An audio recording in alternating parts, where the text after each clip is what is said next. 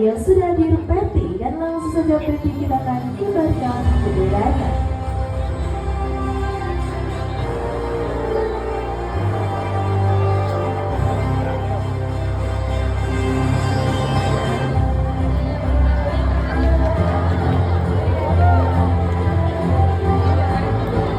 Akhirnya mengibarnya bendera Surawakan terakhir Solo, maka sesudah penunjukan pada kesempatan siang hari ini.